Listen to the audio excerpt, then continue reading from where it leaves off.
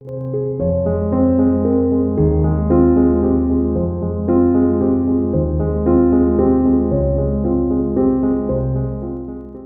pour voir ou voir pour y croire? C'est la question.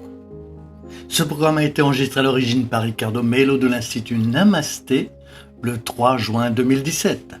Les audios sont préparés par des volontaires de la Pilule de l'Évangile. Notre équipe de collaborateurs a toujours besoin d'aide. Soyez vous aussi volontaires de notre cause. Rejoignez notre page sur Facebook, Pilule de l'Évangile. Bonjour mes chers amis, bonjour à vous. La lumière est paix dans votre cœur.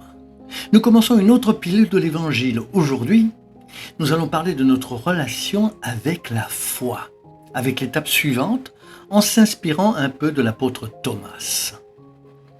Mes amis, parmi tous les apôtres de Jésus, l'un de ceux qui ont toujours attiré mon attention était Thomas. Selon Umberto de Campos, Thomas a toujours été un apôtre dévoué et gentil, qui croyait au royaume de Dieu. Il n'a tout simplement pas très bien compris la proposition du Christ. Pour Thomas, peut-être que la révolution du royaume de Dieu viendrait sur terre à travers la politique, grâce au soutien d'hommes puissants.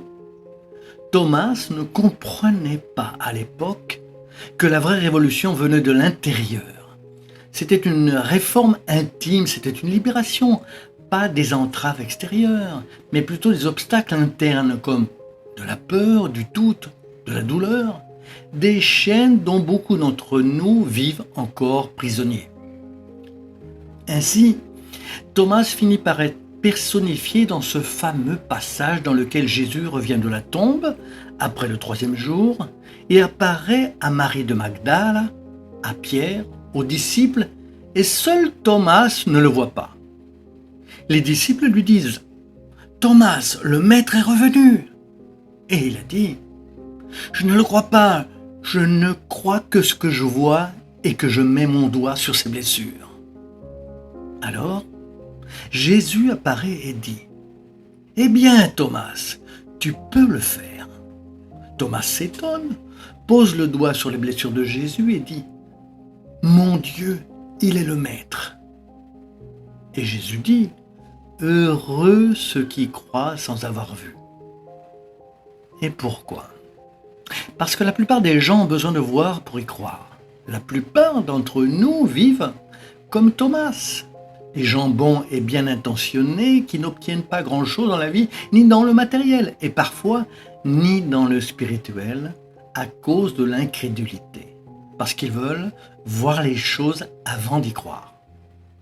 Mais le mouvement de l'univers est tout le contraire. Même la physique quantique le prouve par l'influence de notre pensée sur les particules quantiques qui nous entourent.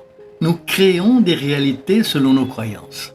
Santé, maladie, tristesse, joie, plénitude ou même son absence, tout finit par refléter notre état mental. Aujourd'hui, c'est une réalité scientifique. Elle n'est plus seulement consciencieuse. Mais qu'est-ce que ça veut dire ? Nous ne devons pas vivre comme Thomas plein de doutes. Je ne croirai en Dieu que si cela arrive. Quand j'aurai un travail, je serai plus calme. Quand j'aurai un grand amour, je serai plus détendu. Quand mon corps ira mieux, j'aurai la foi. Rien de tout cela ne se produira, car c'est exactement le contraire. Le monde spirituel se déroule devant nous au moment où nous nous abandonnons sans peur, sans lien, sans doute et à une vie de foi, de joie et d'amour. Ainsi, la pilule de l'Évangile d'aujourd'hui nous invite, vous et moi, ensemble, à faire de notre vie un témoignage de foi, tout en respectant, bien entendu, les leçons que l'apôtre Thomas nous a léguées par son propre apprentissage. Pas une foi aveugle et absurde, comme celle de beaucoup de gens qui les rendent radicaux dans leur religion et ainsi de suite. Mais une foi lucide, comme le proposait Kardec, une foi raisonnée qui comprend notre rôle de semer la lumière dans le monde, de semer la paix et de faire la réforme intérieure, de l'intérieur vers l'extérieur. Comme Jésus l'a dit, heureux ceux qui apprennent à croire pour voir, qui vivent la lumière intérieurement avant que la lumière n'arrive et qui visualisent la joie avant que la joie n'existe. qui croient au bonheur même pendant qu'ils vivent des moments de douleur. Et pourquoi cela?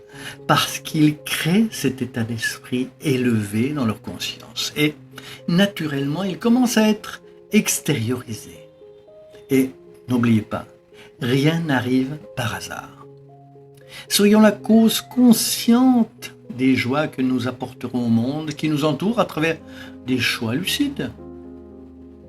Puissiez-vous avoir une journée brillante et bénie avec beaucoup de lumière et de foi. Que la bonté de l'Évangile s'étende à votre famille, aux gens que vous aimez, à la nature, aux animaux qui vous entourent. Et que nous pouvons certainement témoigner d'une conscience beaucoup plus élevée, beaucoup plus lucide que nous ne l'avons peut-être été. Apprenons, comme Thomas l'a appris, qu'il faut croire pour voir, au lieu de vouloir voir pour ne commencer à croire qu'après. Restez avec Dieu. Que Dieu vous protège toujours. Et à bientôt mes chers amis, à très très bientôt, avec beaucoup plus de foi. Et comme toujours, merci beaucoup pour votre générosité en partageant les pilules de l'Évangile.